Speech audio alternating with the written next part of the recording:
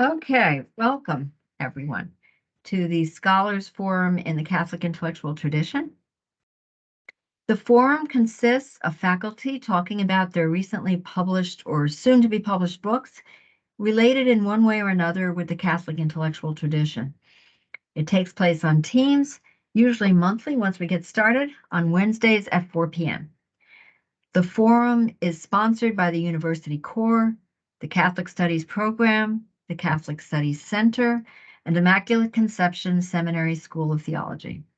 It is an exciting expression of harvesting our treasures, and our faculty scholars truly are among those treasures. Jesuit philosopher Bernard Lonergan said, "A university is a reproductive organ of cultural community. Its constitutive endowment lies not in buildings or equipment, civil statutes or revenues, but in the intellectual life of its professors." It's a great quote. And there's a little bit more to it. Its central function is the communication of intellectual development. And he wrote that in 1951 in his collection, The Catholic University in the Modern World. In light of that, we are pleased to welcome our first presenter for the spring semester of 2023, Gregory Floyd, Assistant Director of the Center for Diaconal Formation at ICSST, Immaculate Conception Seminary School of Theology, presenting on his book, Unforgettable: How Remembering God's Presence in Our Past Brings Hope to Our Future.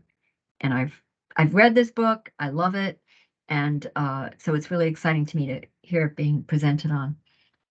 This is a particularly noteworthy event, as our presenter will be introduced by his son, Dr. Gregory Floyd, Core Fellow and Director of the Catholic Studies Center. So that's kind of we've had a husband introduce a wife before, when Ellen Scully presented and Jason Scully introduced her, but this is the first. And so we're excited about that interesting combination. But first we want to turn to Monsignor Jerry McCarron, Interim Director and Dean of Immaculate Conception Seminary School of Theology, to give a word of welcome. And I just want to mention Maribel Andrau, who I just see just joined us, will be handling our question and answers at the end. Monsignor McCarron.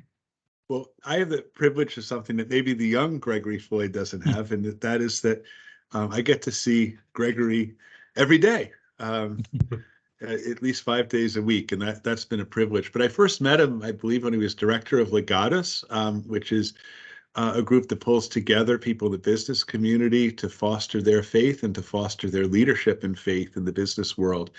And I think I was giving a talk and to the group. But Gregory has done much work on behalf of the church, in addition to his present work at the seminary, which is wonderful. And our diaconal program is a thriving program under our roof, which is wonderful, and it's expanding and exciting. But he's also done work with the poor in Patterson. He's done missionary work in Europe, and much work in assisting people and growing in faith and prayer. So this book, like your previous book, is a great contribution to the life of faith for those who read it. Thank you. Well, I am delighted today to introduce Gregory C. Floyd, my father. I should begin by noting that I've been familiar with the author's work today for, well, just about my entire life. So I consider myself something of an expert on the matter. Betwixt and between my father's many professional and, might I add, familial responsibilities, he has somehow found time to be an author. I like to say that he has published 2.5 books, which I'll explain. But his first book, published in 1999, is A Grief Unveiled, which was then republished, hence the half, 15 years later, with an expanded meditation on the loss of his son, my brother, and a sort of theological and existential reflection on loss and meaning and faith sort of in the midst of trial and of tragedy. His second book, which brings us here today, Unforgettable: How Remembering God's Presence in Our Past Brings Hope to Our Future. The book is in many ways, and like Nancy, I have read it from cover to cover, probably twice, and maybe once in reverse in the editing stages. But the book is in many ways a meditation on memory, a reflection spurred in large part as he tells us in the introduction, by his own mother's gradual succumbing to Alzheimer's. And the question raised is, who is the self, or who is a self, or what is a self that cannot remember herself or itself? And I think with this topic of memory, we enter into one of the deepest fonts of our own constitution. How are we selves? What does it mean to be a person? And as the book shows us, memory, one of the things that certainly makes us who we are in important ways, is nevertheless not a matter of mastery, as if we could make of ourselves whatever we wanted by choosing what to remember and what to forget. Rather, memory is a matter, I think, in the way my dad tells the story, of gratuity, a sort of basic, primordial way, an insurmountable way of being with others, ourself as another, other people, the created world around us, the others that we discover in great works of art and music and literature, of creation in general, and of course, sustaining it all, of being with the Creator, who remembers us before we know to call on him, as Augustine reminds us. So I'll just conclude this brief intro with the assessment of the most academic of people who offered a blurb for his book. The blurb comes from a decorated scholar, Father Aidan Nichols, the Dominican lector, fellow in historical and systematic theology at Blackfriars College in Oxford. And he, like me, noticed the Augustinian allusions or themes in the book and wrote the following. Gregory Floyd has written a kind of modern-day Augustine's Confessions, but without the continuous narrative of the latter. I guess he didn't care for the autobiographical parts of Augustine's Confessions. And yet, nevertheless, with the theology which Augustine kept for his later chapters, saturates the text from start to finish. Flashbacks of memory mesh with themes from Scripture, the Catholic tradition, more largely. Grief and joy are there, and much that lies in between. Unforgettable, the book, shows what the life of a Catholic layman, husband, father can be in and for the church. So I don't think I can do much better than that. So without further ado, Dad, go ahead. Thank you, son. Well, let me say it's a great honor to be here. It's a surprise as well as an honor, but I'm delighted to be here. And in thinking and praying about what to talk about, I thought of, and I talked with Nancy a bit, I thought of three things. How did this book come about? Why did I write this book? And then maybe to tell you a few unforgettable things. So that's what I plan to do.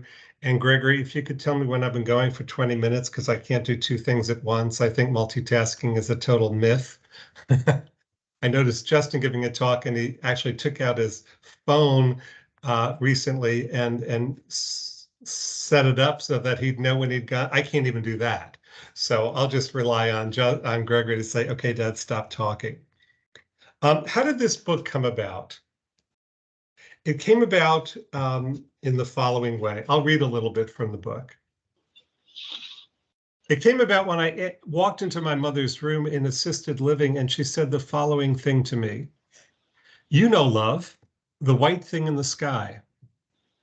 That's what the disease had done to her. I was no longer her son with the name she had given me. I was now love, along with everyone else whose names she could no longer remember. Moon, the white thing in the sky, was the word she could no longer find. But at least I was love. There was some body memory in place, some knowledge that my body and hers were related in a way different from the woman who bathed her or the man who polished the floors. Alzheimer's had taken her away from us, breaking off another piece of her memory each day. Watching Mom lose her memory made me think a lot about memory. There is the obvious question, will it happen to me? Since I come from her and share her DNA, will we share a similar journey into the dark night of forgetfulness? There is also the more philosophical one. To what extent am I who I am because of what I remember? Without memory, who am I? So I found myself thinking a lot about memory, about its presence and its absence. And in 2017, I did an experiment. Every time a memory came to me, I captured it and put it in the notes section of my cell phone. There was one caveat, however. They had to be old friends, as it were, memories of at least 30 or 40 or 50 years duration, memories that were strong enough as to be unforgettable, memories that showed themselves present to me and called back to me year in and year out for 30 or 40 or 50 years. So I did that for a year in 2017, and at the end of the year, I had 150 memories. And so I looked at them and I categorized them, and those categories became the chapters of this book: God, prayer, marriage, family life, art, music, beauty, that sort of thing. But the question was, what do those memories reveal? And why do we hold on to the ones we hold on to and let go of the ones we let go of? Where do they lead? So how did the book came about? It came about through that circumstance and the reflection on it. It also came about because of two other needs I felt. One was a need to speak, and one was a need to enter the silence. And so let me just read you a little bit. The need to speak about what? Of a love that met me at 18 in the winter of 1972. Of a voice that spoke my name in a way that I could not doubt. Of a wager I made. Of a soul that found rest. Of sin and forgiveness. Of a God without borders, without conditions, without boxes or categories, a God who invaded everything I could think of by the sheer force of his attraction. A God who drew everything inside me. A God whose love slid off edges and sundered boundaries and hid in corners where I thought I could not go.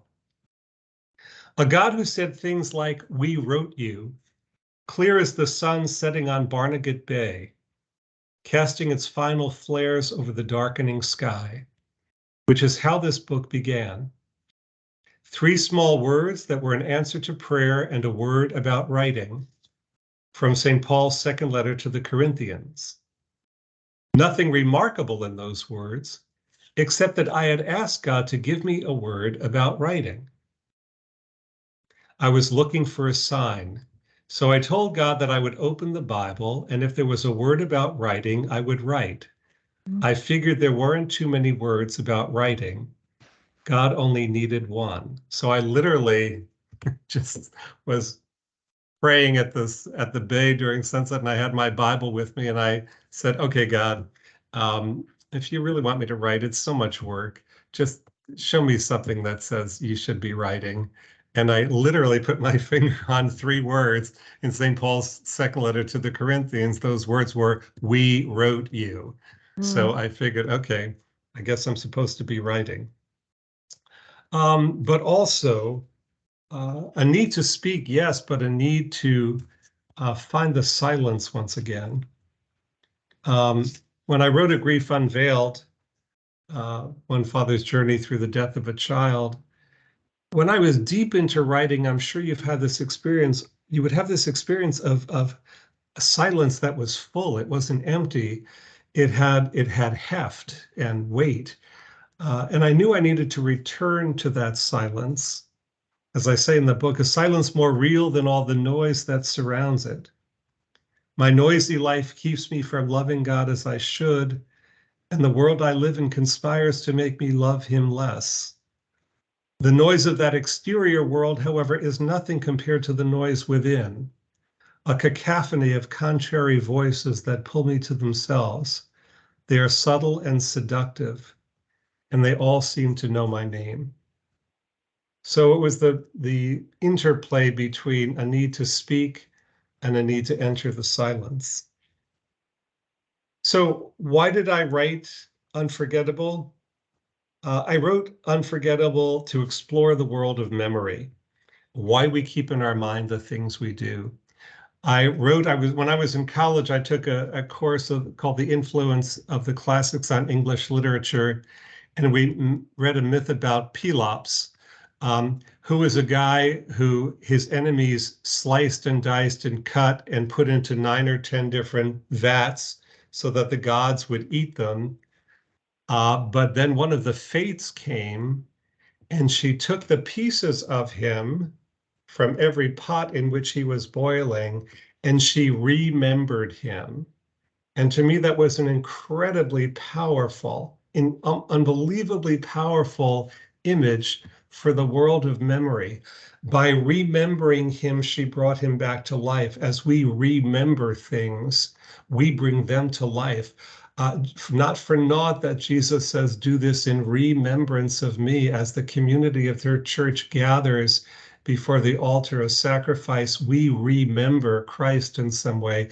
We, the parts of the body, become one and become more alive in him. So the world of memory, I wanted to explore that. I wanted to ponder the memories that came back to me, to see what they revealed. I wanted to see where they led. And I wanted to explore how remembering God in our past brings hope to our future. I also wrote it because I wanted to give it as a gift to Maureen and our children. I see my son David and my daughter Susanna here. I didn't know this was happening. My wife must have told them, but it's wonderful to see you guys. I wanted to give them a gift. I wanted to give them a gift to remind them of the beauty and the fidelity and the lavishness of the love and mercy and beauty and creativity of God. I also wrote it because I've found in my own life that what is most personal is often most universal. And so I wrote it in the hope that sharing this part of my journey could help to inspire someone on his or her journey. So that's why I wrote it. So I thought of 3 stories I could tell you about memory, and then I'll stop. I'll try and be brief. The first one was the word that happened to me in my senior year of high school, in March of my senior year of high school. Let me find it for you. Page 30. Yeah, here we go. Then in my senior year of high school, I heard his voice, not audibly, but an impression on my heart, a word pressed into it. Jump. Jump and trust that I will catch you. This happened to me in the middle of the night. Somehow I knew it was God speaking, and I decided to jump. If I was correct, I would find myself in the arms of God. If it wasn't, I would crash, in which case I would know there was no God and could dispense with the trappings of my Catholic morality that were a burden to me at the time. Back then, I thought my Jewish and Protestant friends were having much more fun than I was, especially in the sexual realm. I didn't realize at the time that the moral ethos for Judaism and the other branches of Christianity was identical, because I was 18 years old. Looking back, I was standing on a moral precipice and didn't know it. In that moment, however, I knew it was God speaking and that it was more an invitation than a command. I jumped and then mysteriously went back to sleep. The next morning, I woke and I knew that my life was entirely different from that point onward. Jump obviously was a metaphor. I didn't open the window and do any Batman or Superman thing. In fact, I coined the term leap of faith, and it wasn't until my freshman year of college when I was reading Kierkegaard that I read about the leap of faith, and I thought, oh my gosh, the same thing happened to him. Good old Soren Kierkegaard. Shows you how much I knew at the time. So jump is an important metaphor in the book. Jumping from, well, you can read the book. There's all sorts of angles to what jump meant for me. The second one, when I was a junior in college, I did the second half of my junior year in Ireland at a pontifical university called Maynooth. and I was studying theology and Anglo-Irish literature. And I spent the summer hitchhiking around. I spent 5 weeks hitchhiking around England and Scotland and Wales, checking out the monasteries, the villages, the museums, the coastline, all that beautiful stuff that draws people. And I was at Oxford University. I was probably 19 or no, I was probably 21 years old. And I'm walking toward the Bodleian Library, which is the very famous Oxford Library. And I'm walking into it, and this lady comes up to me and says, "Are you here to see the Michelangelos?" And without stopping for a moment, I said, "Yes." I thought, why not? I love Michelangelo. So I am there in my like t-shirt and cutoffs and my long hair, and she leads me down this long pathway and then takes me downstairs and sticks me into a room and says, "Put on these plastic gloves and wait here."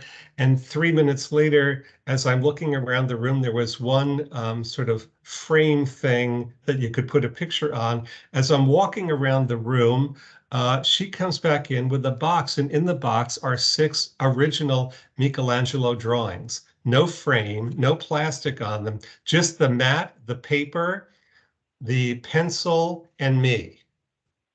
6 Michelangelo drawings. I am holding them up like this. And it was so unbelievable. My first thought was, oh my gosh, what if I drool on them? And my second thought was, I can't even believe this is happening to me. She left me alone in the room with 6 original Michelangelo drawings. And I want to quote one of my favorite people and another theologian that I should know much more about than I do, but I know a little bit about him. In thinking about this experience and writing the chapter on beauty, Benedict XVI says this in a meeting with artists: "An essential function of genuine beauty is that it gives man a healthy shock. It draws him out of himself. It wrenches him away from resignation and being content with the humdrum. It even makes him suffer, piercing him like a dart, but in doing so, it reawakens him, opening fresh the eye of his heart and mind, giving him wings, carrying him aloft." That's what that Michelangelo moment did for me. It gave me a healthy shock. It drew me away from the humdrum. I was just totally blown away. Von Balthasar, "The beautiful by its nature calls and sends, it stops the viewer in his tracks, and then plants with him a desire to speak to others of what he has seen." This is so true. When you see a beautiful work of art, at least when I do, I don't want to talk to anybody for a while. I just want to commune with it in deep silence and alone and hope nobody else comes by to look at it. But then after a while, I want to talk to my wife or my kids about it, or the person that I'm in the museum with. Finally, C.S. Lewis says, "Beauty comes to us through ordinary things like books and music, but in fact, beauty was not in them. It only came through them, and what came through them was longing." And I find this to be so true. I'm not sure if I agree totally with the first part of it, but the part about longing. I remember when I was a junior in college, I was a Bach, what can you say about Bach? But, he wrote Wachet auf, which is where the hymn Sleeper's Wake comes from. And I had this almost mystical experience. I was a junior in college. It was an evening in the spring, and I was humming da da da da da da da da da da da da da da da, Sleeper's Wake. I turned onto the green, and some orchestra on campus that was getting ready for a spring recital started playing it as I walked onto the campus green, humming it. It was another one of those unbelievable moments. But I thought to myself, why could Bach put notes together that would bring tears to my eyes? They say beauty is the great, and music is the greatest of the arts, but Bach could do that to me. Bach could put a string of notes together that made me kind of weep for the beauty of it all. You think also of the paintings of Our Lady, of Leonardo and Raphael, and certainly others, Botticelli, and the sculpting of Michelangelo. They take your breath away, they make you stop, they shock you with their beauty, but they give you a moment of peace and repose and contemplation at the same time. We know this well from Rembrandt's Faces of Christ are another example. A famous art critic said, the faces that Rembrandt painted of Christ, they were exhibited together in Philadelphia years ago.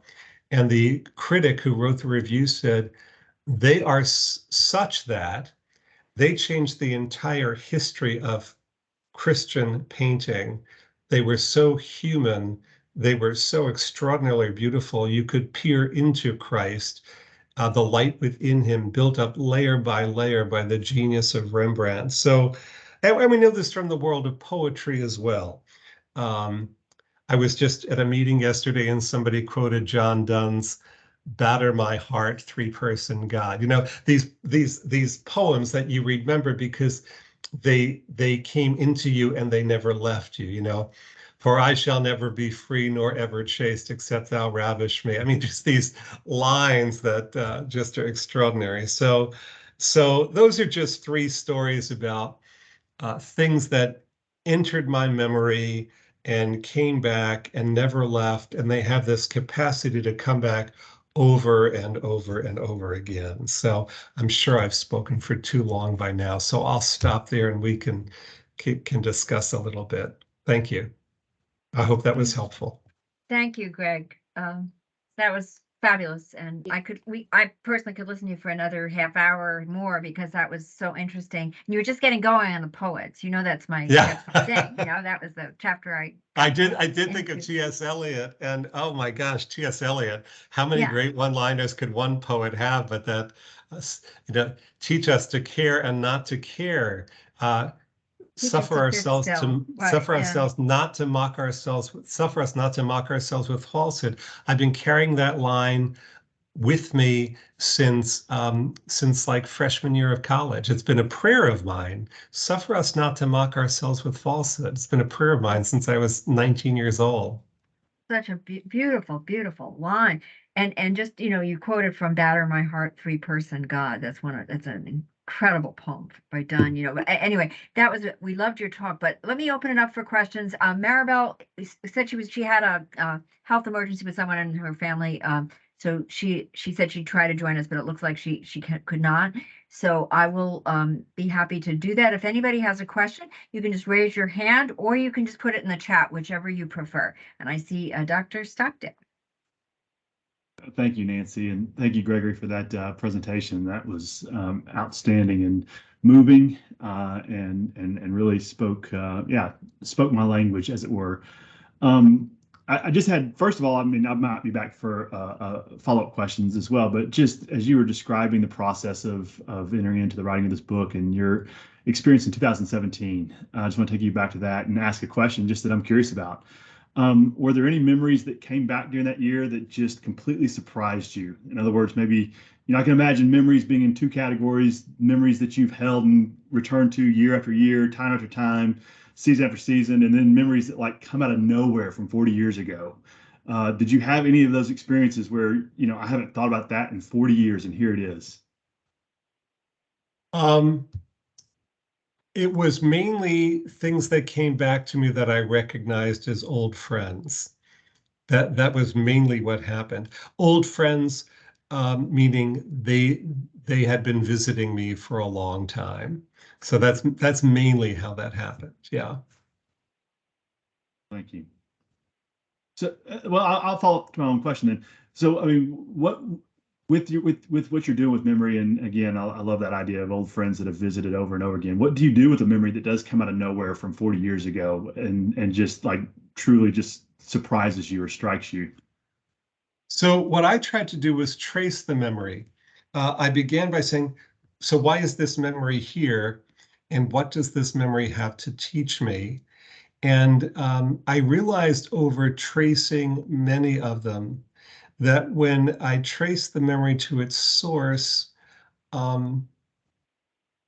you know, the subtitle of the book, How Remembering God's Presence in Our Past Brings Hope to Our Future, that when I could trace the memory to its source, it would remind me once again of the fidelity of God.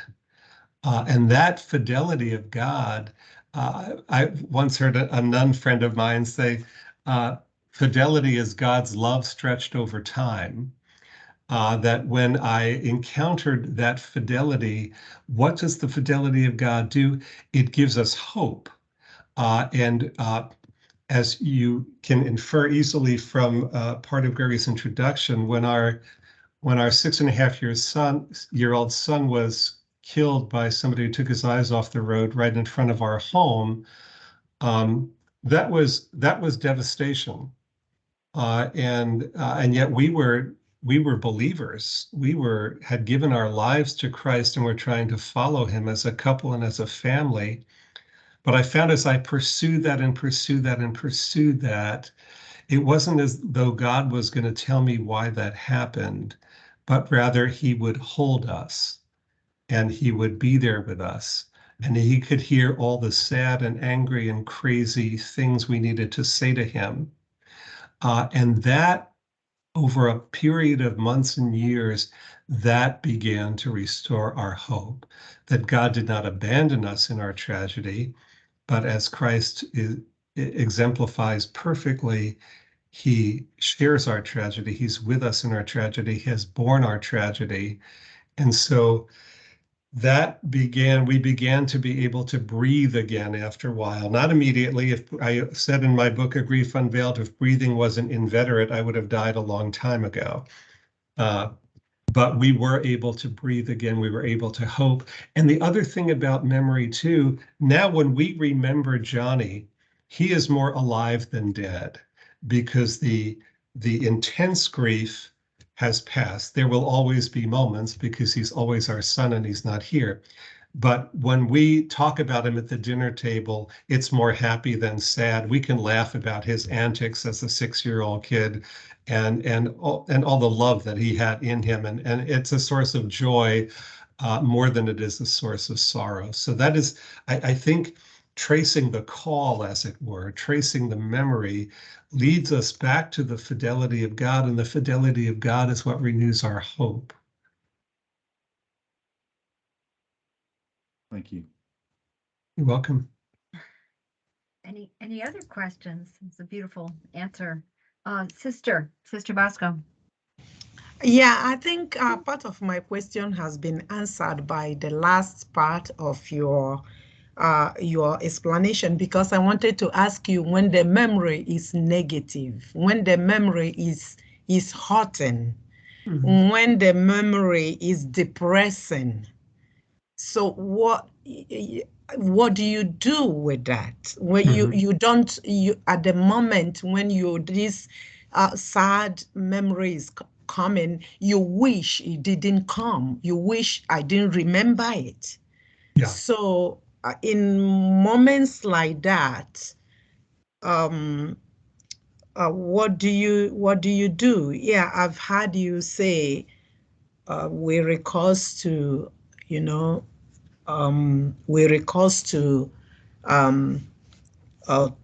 thanking God, but at times, especially for people of no faith, what do you, maybe, I mean, they are talking to you about such sad memories and they are not people of faith. So when you tell them recourse to God, and what else will you tell people like that? Sure. Thank you for that question. So let's start with the distinction between people of faith and people who do not have faith. I think what we can do for people who do not have faith is be present and accompany them on their journey and let them know that they are not alone and let them know that they are loved. those are, I think, the things that are available to us in which we share our common humanity with everyone who walks the face of the earth. And if there are ways we can serve them and lighten their load, we do that. And I think for people of faith, when memories, and let's face it, there's no lack of horrible memories. I think for those of us of faith, we lay them at the foot of the cross, and we just lay them there. We're not even asking for anything. We just lay them there, and we ask God to be present with us in these very, very, very difficult moments of our lives. I'm speaking particularly of the Christian faith here. There is one other thing. So I think we just need to sit with our sorrow, and we need to sit with our pain. Job gives us the quintessential example of that. We need to sit with our sorrow. We need to sit with our pain. We need to sit with others in their sorrow. We need to sit with others in their pain. There's also one other thing which is very powerful, which is for men and women of faith, there's the healing of memories. And it's based on the principle that God, who exists outside the bounds of time, is equally present to any part of our life. And that when we bring that part of our life to him and live in his presence, perhaps we have another person praying with us, we can ask God to manifest, as it were, not necessarily experientially, his presence with us and heal that memory. And I've experienced that happening to me. I've prayed with many people over the years where they experienced a healing of their memories, such that it's not that they forget the memory, it's that the memory doesn't have destructive power over them anymore. And I also think, finally, the sacrament of reconciliation is a big help here as well, because it cleanses our heart and it cleanses our mind. But I think those things are part of the arsenal we have in dealing with memories that are very tragic or very horrible.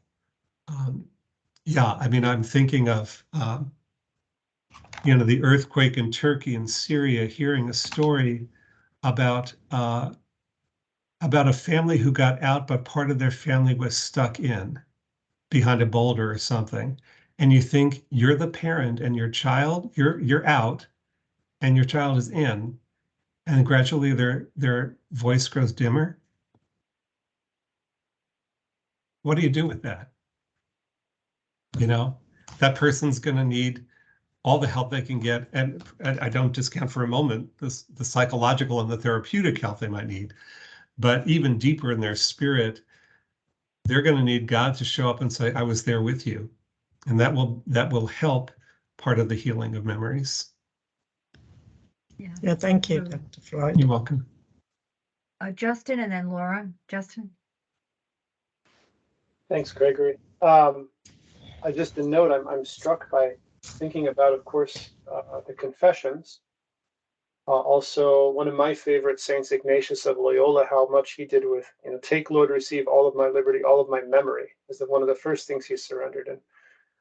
And I love talking about memory in class, so I'm struck by that, but also how much beauty sits between the Confessions and your own sharing with us, at least this afternoon.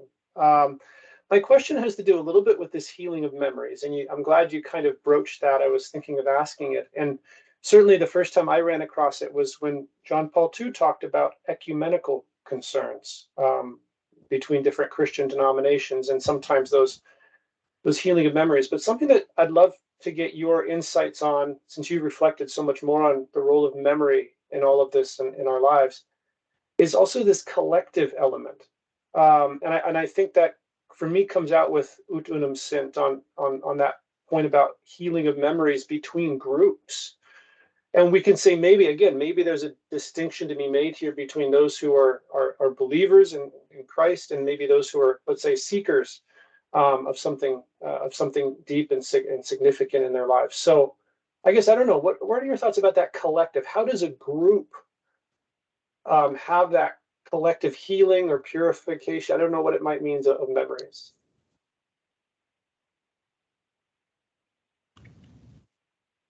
I think from my experience, it would be when both sides can come together and say we were wrong. You think of the ecumenical work of the church.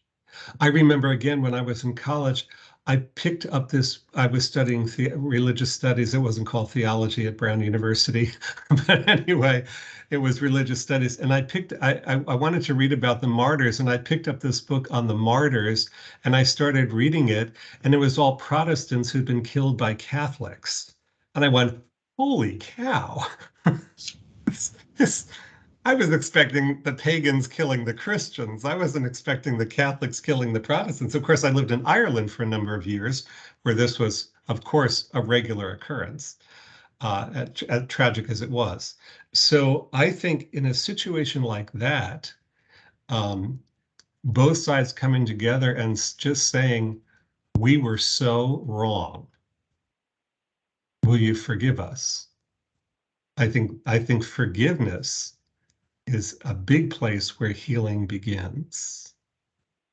I don't even know what to do with that in terms of racial relationships, but maybe Forrest could in here, because when I think of the healing of racial relationships, I think of so much sin that that white people need to ask forgiveness of. I don't know the other side of that, but I know our side of it.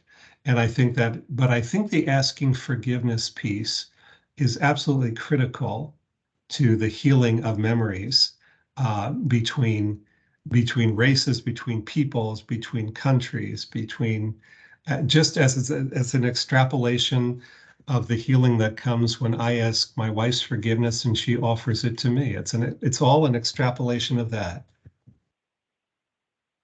Well said.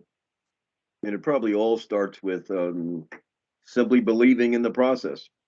And so many of us probably, since you raised the racial, I think, paradigm, we are conditioned by our leadership to be in the mode of accepting it, whether it is given or not.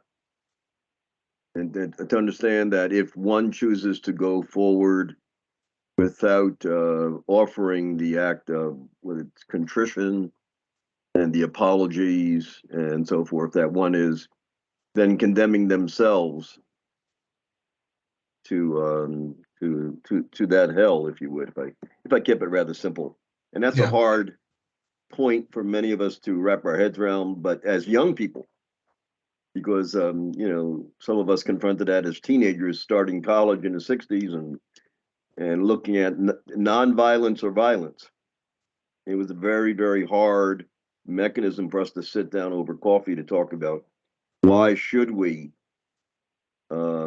be so gracious for centuries of racially oriented violence. But it's complicated, but I'll keep it short like that.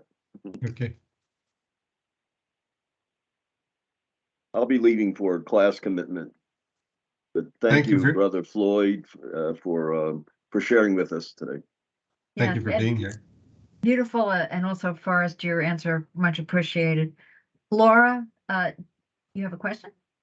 I had a comment and a question. First of all, I loved what you said about Bach, the famous theologian David Bentley Hart, who is not short, who is very short on modesty, always refers to Bach as the greatest theologian because you can feel God's presence so clearly in the music. I have the same reaction to the Christian composer Gorecki.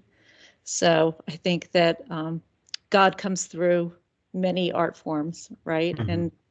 But I was also just thinking about the word remember. So the actual, when you take about the etymology back to the very beginning, to the Latin root without the re, it means to be mindful. And you talked about silence early when you were at the Barnegat Bay, and you're sort of, in a way, you're in this place that's receptive to God speaking, and you're sort of seeing God's hand in things. So when you form the memory, you have to be mindful. And then when you remember, is it also finding traces of God in the memory? So that's my question. I do believe that it is finding traces of God in the memory. Yeah. Yeah, I very much so. Mm-hmm. Mm-hmm. And it changes the narrative. Mm-hmm. So when we were talking about healing, the narrative changes when you see God's hand. Yes. Yes. When I can see that you have been with me and that I haven't been alone, that changes the narrative, even if the narrative is tragic. Right. Right. Yeah, no, that's helpful. Thank you. Wonderful Thank you. presentation. Thank you. Yeah, beautiful, really. And it's interesting, like, because Greg, you bring in so many different venues of beauty and, you know, music and art and poetry and so forth. And, you know, I can see like all of us are connecting in different ways and everything. That's part of what the richness of the presentation. Inez, we're so glad you can join us. I know you're ready to take off for Rome, and she said she would try to join us by phone. We're so glad you did. And this is recorded, so you know, whatever you didn't get is a beautiful presentation. Anyway, any other questions? Can I just share one other thing? Sure. I was thinking we've been talking about all the classics, Bach and Beethoven and Leonardo and Michelangelo and Raphael. But in terms of transcendent beauty, Whitney Houston singing "I Will Always Love You." I mean, the first time I heard that, I probably listened to that song 500 times. It's one of those things where you go, how can a voice do that? It's just extraordinarily beautiful. And I had a Bach experience the first time I heard Yo-Yo Ma playing Gabriel's oboe. You know that one. Listen to Yo-Yo Ma play Gabriel's oboe, and it's an experience of just utter transcendence. It's just so unbelievably beautiful. And you know, it reminds me of these wonderful scriptures, the Book of Wisdom and Romans 1, I think it's Romans 1:29. From the beauty of what is created, the creator may be perceived. And I think from an evangelistic or a faith sharing or a human sharing point of view, I'm beginning to see that beauty is our touchstone with the entire world around us, because everyone resonates with beauty. And I've been thinking a lot about this since I wrote the book, that and I had an experience of this at the shore last summer. I met this young artist, insanely talented oil painter, paints modern stuff, but insanely talented. And we got to talking, and we started building a really great relationship. And you know, he asked what I do, and somehow I found out that I wrote a few books, and he said, "Would you send them to me?" So now we're building up this dialogue with one another based on painting and based on words, and I'm hopeful that it can go to a much deeper place. He already invited myself and our family to come do the Brooklyn Museum with him and come back to his apartment and we'll make dinner together. But it's these, if he hadn't been a painter and he hadn't been talking about painting, these other human moments may not have happened. And I just think our culture, which is falling apart on so many levels, is so rife with potentiality for these kind of encounters based on things that, not what you're not and I am and you're not, but like, holy cow, look at Van Gogh's cypresses. How do you do that? That kind of thing, you know? So lots of hope there. That is a beautiful connection with that young painter in Brooklyn. My daughter is also an artist, and so is actually Laura's daughter, and they both live in Brooklyn, and probably tons of young artists out in there, you know. And how lovely that you made that connection, that sort of unexpected connection. We have time for one more question. Anybody else?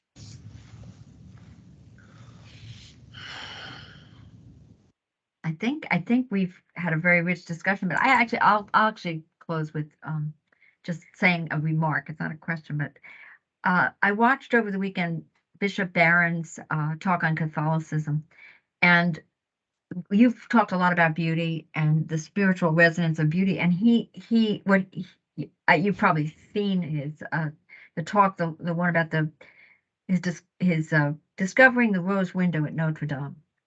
And how he the first time he saw it, he remembered the exact date. He stood in front of it for 20 minutes. And then he said he came back every day. I guess he was studying in Paris at the time in the 80s. And he'd stand there for 20 minutes. And it was just this, like allowing himself to sort of have it wash over him. And I know probably all of us, like C.S. Lewis talks about that moment of like longing that you mentioned, how beauty can speak to us in different ways, whether literature, whether it's art, whether it's music, and it's almost can almost be like painful in its beauty, in the longing, and it's Lewis talks a lot about that, and I just wanted to share one thing that also because you shared about pain and the loss of your child. Well, Greg, your son, and I know a student who passed away, a former student. We found out he died last night in the middle of the night, 3 o'clock. And it's a terrible loss. He was in a car accident. He's been in a coma for 2 months. And Greg is actually, your son is the one who told me this morning, and he had found out from someone who had been in campus ministry and knew him. And I just, I just want to say that, you're sharing some of that is helpful, because, this is going to be a really tough time for his family, his mother, his girlfriend, his friends, I think he was 25. So, and I just would ask everybody on this call, please keep the family in your prayers. So thank you for sharing in such a personal way, in a way that relates to that tragedy. So, Greg, the other Greg Floyd, do you have anything you'd like to say to sort of as like a response to you introduced your dad? Do you want to say anything at the end? Maybe he's muted. I don't know. I know Or what anybody, yeah. 2 p.m.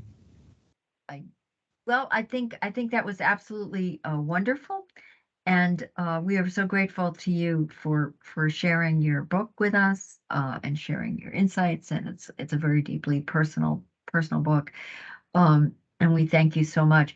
We have 2 more of these events in the works, sort of in the planning stages. One will be late March, probably March. We're looking at March 29th, which is, they're always Wednesday at 4, almost always Wednesday at 4.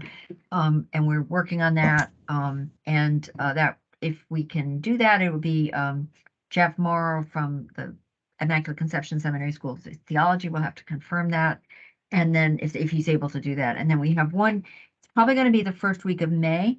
And I've spoken with Dermot Quinn. It looks like he can do that. So we'll confirm. Oh, so Greg has another meeting. He's a busy guy, but we're glad that he was able to introduce you, Greg Sr. So anyway, keep your eyes open for the announcements that'll be coming up about these next 2 Scholars Forums. And I hope everybody has a wonderful spring break if I don't see or hear from you in the next couple of days. Again, thank you, Greg. That was wonderful. Thank you. It was a real honor to be with you. I just thoroughly enjoyed it. Thank you so much for making me feel so welcome. Thank you. Bye, everybody. Bye-bye. Have a good flighty, Ness. Yes. Yes. Bye. Thank you so much, Greg. Thank you, Father Jerry.